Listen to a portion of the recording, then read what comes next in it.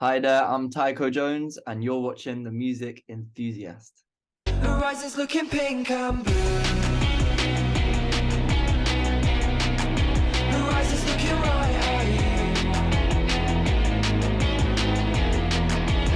Hi, I'm Sarah from the Music Enthusiast, and today I'm here with Tycho Jones. How are you? I'm very well. How are you? Very good. What time is it where you're at right now? Right now it's about 4:30 after in the afternoon. Yeah. No way. Okay, my day just started. So what have you done today? Today, I just been. What have I done today? I just been lazing about today because I was busy yesterday and it's Easter, so yeah, just been like sorting some stuff out today. Nothing too glamorous today, but I've got a rehearsal in a bit. I'm heading off to rehearsal in a bit. Awesome. Yeah, And I heard your shows are so cool. So what do you do to like practice? What do you do to just like get into that headspace to perform? So to practice, I probably rehearse with my friends. I rehearse with my band, who are like my friends, they're kind of like the same thing. So yeah, we jam out together, we rehearse at each other's places. At like my friend where he lives in this warehouse has a music room, so we kind of just create and practice there. Yeah, I guess also on like the day of shows, I put a lot of thought into kind of like what I mean, just having some time to myself before the show and just really kind of preparing mentally into what I'm about to do and just then once you're on the stage, you just let go. Do you ever get nervous before you go on stage, or do you not get nerves at all? I definitely get nervous.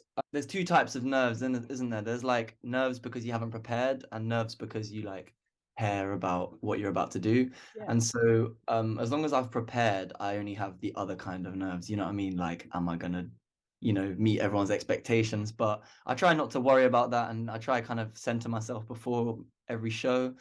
And yeah, just try to have a good show and try just let go. I think it's the best part about making music. And from your video of Risk to My Reward, it looks like your shows are such a good time, like so full of energy, every single one of you. Uh, do you have like a favorite on stage moment that has happened?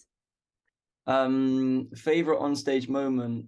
I think any time where like I've jumped into the crowd and the crowd has caught me is a favorite on stage moment because that's when you know you really got a good crowd. So definitely, yeah, like kind of crowd surfing and stuff. But in general, I just think when I'm performing to an audience and they're all fully, like you can tell you've got all their attention, I would say that's my favorite moment. So yeah. Awesome. You said that you jumped in the crowd, so has anyone not caught you yet? There have been, I think I just assess it in the moment. But yeah, I just usually jump in between the two tallest people and like just pray. Hope for the best. Yeah.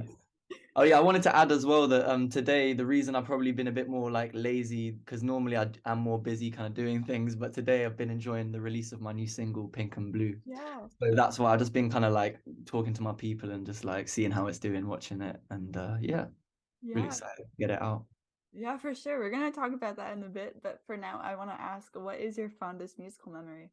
I've had so many, so it's quite a tough question. My fondest musical memory up to date was probably the release of my first project, Tycho Naught, because I think that was like a milestone for me in terms of exploring myself and exploring music and the music industry. And it was like something that I had in my head for a long time.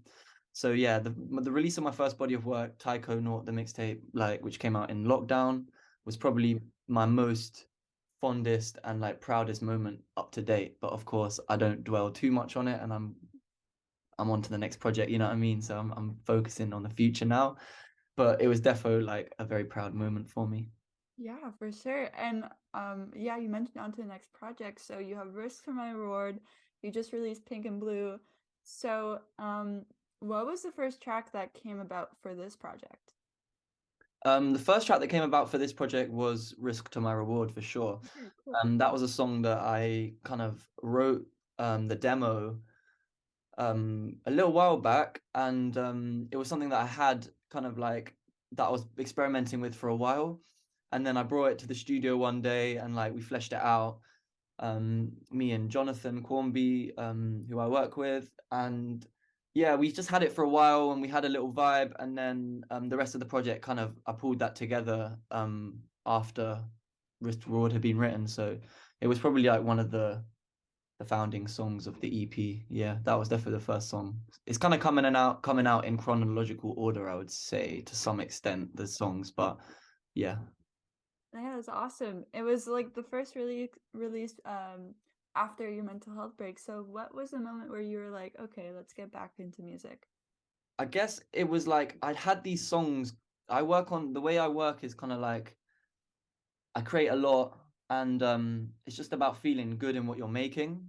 So Mhm. I was creating, and I had to take a break from kind of like being, exposing myself to everyone. But I think I was still creating, and like even now I'm actually finding songs from like that I wrote on the break. You know what I mean? That I can't put a date on it, but it was like 6 months ago or something, like a year ago maybe. Like yeah.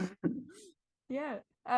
I mean, Risk to My Reward is such a good, catchy tune. Now you have Pink and Blue. So what was the initial idea for Pink and Blue? So I went away to do some writing about a year ago, and I was with my friend Finley, and I went to his kind of like family home in Yorkshire, and we went away and which is the countryside basically, because I'm so used to the city in London. And Yeah. we went away for like 5 days, and we decided to do some writing, and we decided to really go into like what would kind of like a more mature kind of step in the direction that I was already going be.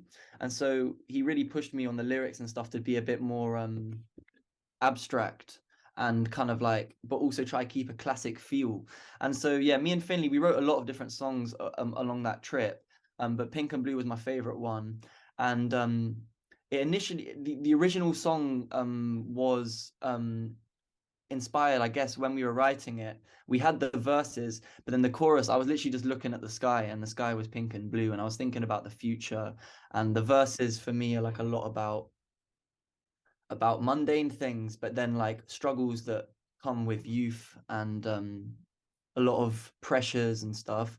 And I think the song is just about looking towards the future, and like, I mean, looking towards the future and feeling positive, and like not letting things bring you down. And so yeah, I guess I looked at the horizon and it was pink and blue, and I feel like it was a nice metaphor.